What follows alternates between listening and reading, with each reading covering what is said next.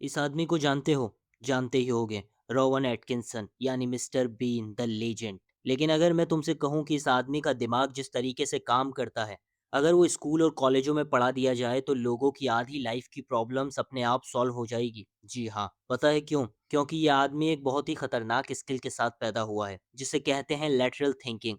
अब ये होती क्या है? इसे इस तरह से समझते हैं। मान लो तुम्हारे सामने एक दरवाज़ा है और तुम 8-9 घंटे से उसे खोलने की कोशिश कर रहे हो। हज़ारों चाबियाँ ट्राई कर ली, तोड़ने की भी कोशिश कर ली, लेकिन वो खुल ही नहीं रहा। अब यहाँ एक नॉर्मल इंसान क्या करेगा? और ज़ोर लगाएगा और ट्राई करेगा, लेकिन रोवन एटकिंसन्स क्या करेगा?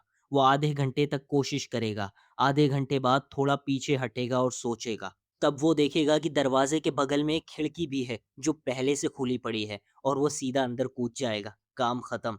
ये तुम्हें कॉमन सेंस लग रहा होगा, लेकिन सच ये है कि हम में से 90% लोग वर्टिकल थिंकिंग में फंसे हुए हैं, यानी एक ही रास्ते पर अटके रहना, चाहे वो गलत ही क्यों ना हो। अब असली कहानी सुनो। बचपन से ही रोवन एटकिंसंस को एक प्रॉब्लम थी, वो हकलाते थे। अब सोचो, जो इंसान सही से बोल भी नहीं पाता था, वो इतना बड़ा कॉमेडियन बनेगा, लोगों को हंसाएगा। लगभग इम्पॉसिबल लगता है, लेकिन यहाँ उसने इस्तेमाल किया अपनी लैटरल थिंकिंग को। उसने सोचा कि हम बोलते क्यों हैं? कम्युनिकेशन के लिए। लेकिन क्या सिर्फ बोलने से ही कम्युनिकेशन होता है? नहीं, हम एक्सप्रेशन यूज़ करते हैं, हाथों के इशारे, बॉडी लैंग्वेज, चेहरे के इशारे। तो उसने क्या किया? अपनी कमज़ोरी को छोड़ा और बाकी स्किल्स जैसे एक्सप्रेशन और बॉडी लैंग्वेजेस को मैक्सिमाइज़ कर दिया। और अगर तुम मिस्टर बीन के एपिसोड देखोगे, तो तुम्हें समझ आ जाएगा, बिना बोले पूरी दुनिया को हँसा देना, ये कोई नॉर्मल बात नहीं है। और यही नहीं, जब वो फ़िल्मों में गया जहाँ बोलना ज़रूरी था, तो उसने एक और लेवल की सोच लगाई। उसने समझा कि मैं हकलाता हूँ, ये मेरी पहचान से जुड़ा है, तो क्या होगा अगर मैं ही ना रहूँ?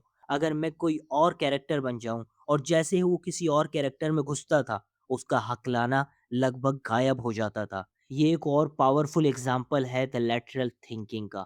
लेकिन ये सिर्फ़ उसके लिए नहीं है, ये तुम्हारे लिए भी है। तुम एक एग्ज़ाम में फ़ेल हुए और अब उसी में अटके पड़े हो। तुम एक करियर में एवरेज हो, फिर भी उसी में लगे हो। क्यों? क्योंकि हम रुक कर सोचते ही नहीं, हमें पीछे हटकर देखना ही नहीं है। शायद तुम्हारे दरवाज़े के बगल में भी एक खिड़की खुली है। अगर तुम भी थोड़ा पीछे हटकर देखो, तो शायद वो तुम्हें नज़र आ जाए।